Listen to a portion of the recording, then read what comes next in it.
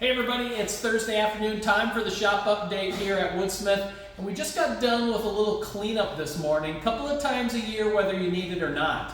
And we're getting ready for some visitors to come. The DuPage County woodworkers are coming for a visit tomorrow afternoon, so we'll be all set to see those. Shop update today starts with Steve and a new twist on a bookshelf. Hey everybody. Well, if you tuned in last time, you saw the walnut posts that I had sitting here. They were already made. They're in the booth getting sprayed. Well, we've gone ahead and made these 3 boxes out of oak with oak edging, and there will be these dividers will go in, so you'll have a divider. Kind of adds a visual interest to it, and these are actually hooked together with dowel joints. Just they're not going to be glued or anything, but they'll just come in, push together, and then the sides of the boxes were notched for the posts that you saw last week, and they'll fit in there, and then they have a conformat screw that goes in, and then it gets stood up and mounted to the wall.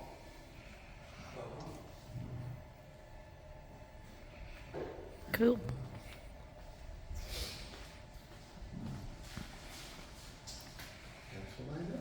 Hi everyone. If you checked in last week, I was almost finished with the segmented Cara designed by Chris Fitch. I can't remember if I was at the turning stage last week. I'm not sure if I was or not. But anyway, this was, as you see there, segmented and is glued up in numerous pieces. And then I threw this in the lathe to get the cylindrical. Yeah, because you were talking about last week that you were going to try and just rasp it and sand it. That's right. That's And where then we ended. Then I was talking about doing things backwards last week, so instead of like rasping and sanding first, I went at it with the tools on the lathe and then sanded it after, because there wasn't much to take off, so that's why I was thinking about using a rasp. But that proved to be a little bit more difficult than anticipated, so I just went after it with the tool and just a couple of passes, and I got it down to the final thickness, and then went after it with some sandpaper. So that's what it turned out like. Put the bottom in, and then I'd made the lid, which as well was done on the lathe, and then just add a little glass knob on top. So that is all wrapped up onto my next project, which is another Chris Fitch design project, which is another CNC machine. I think this will be the 3rd one that we've done. So each time we modify it just a touch. So I haven't got the full picture here, but I've got parts and pieces. So this is what I'm working on, is just the main carcass to it and the main bed. I think Chris is actually doing the more shaped parts on the other CNC, so we're building a CNC from a CNC.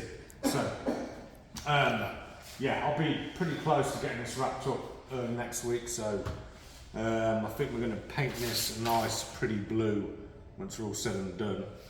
Chris has got all the mechanical parts to it, and he's going to be doing all the electrical, so this is moving along pretty fast, so check it next week. Thanks. Alright, so I've been diligently working to get this prototype done for a croquet set we're doing for 271, I think 271 for Woodsmith. The shaft and the head of the croquet set are both going to be made out of ash. We're going to go pick some up from Logan on Monday for these. There'll be a set of 4. Typically when you buy these, you get sets of 4, 6, or 8, depending on the style of croquet game you're playing. I'm going to go ahead and do 4.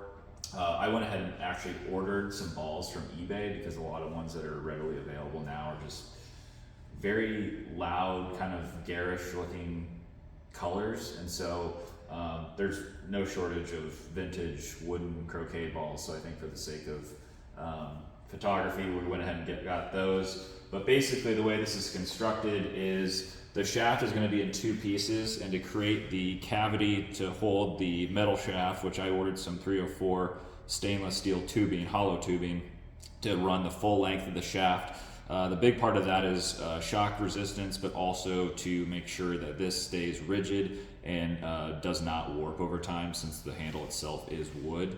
I'm going to go ahead and run the metal shaft or the stainless steel through the bottom, again just to create more rigidity in the head.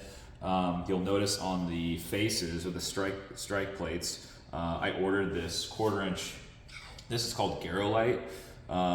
It's kind of like Bakelite. It's kind of this fibrous epoxy kind of blend material, again just to create a nice shock resistant strike surface on there.